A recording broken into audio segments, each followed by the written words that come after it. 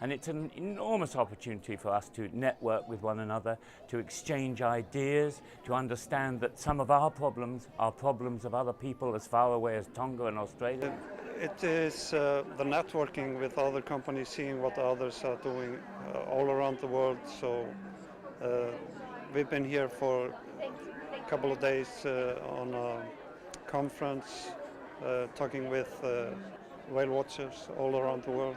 It's definitely met or exceeded my expectations as far as having a venue where so many diverse groups of people have come together. For example, the Whale Watch Operators Conference, I was talking about my contact with the Dominican Republic and the government, and I operate in a very small little sort of insular world. But it was great to come here and see the bigger world, to meet whale watchers from the UK and from the Azores and from Iceland and from Tonga and from Sri Lanka and all these different places, and it literally broadened the horizons, and you hear some of the stories and the issues that they face, and you realize that a lot of the same issues you have in one place, they're having elsewhere. For that reason, it's great to come together and realize that some of the things that you may be facing, others are too, and even though we may be dealing with different species in far different parts of the world, there's still an awful lot of common ground, and it's a great opportunity for everybody to work together.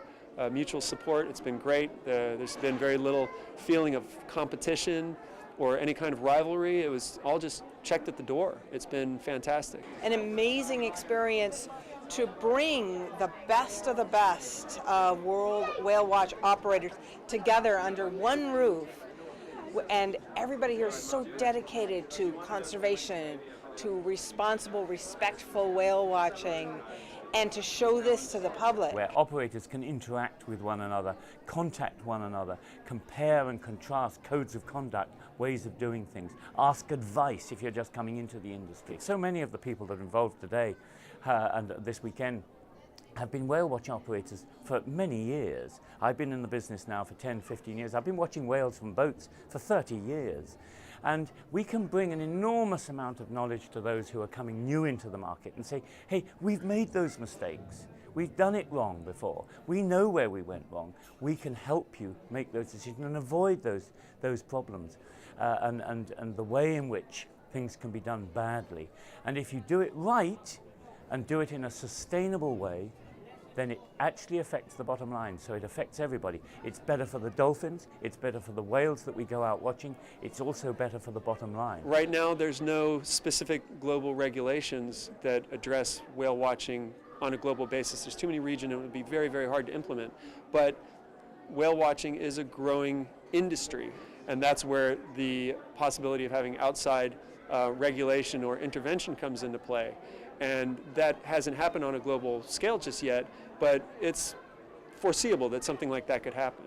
So part of the goal here, a big important part of the goal here with Planet Whale and WhaleFest and the Whale Watch Operators Conference is to try to address some of these issues proactively, in advance, amongst ourselves, to try to raise the level, set certain criteria, certain ethics of operation, support conservation, education, and research, and hopefully come up with a set of standards that we can then present to would-be governing or regulating bodies and let them know that we're an industry that takes ourselves seriously and takes the welfare of the animals seriously, and also have a lot of experience with these, as opposed to somebody who may not have direct experience like we all do, that may then step in from outside and try to tell us how to do the thing that we know how to do. We've been exposed to people from the IWC, the International Whaling Commission.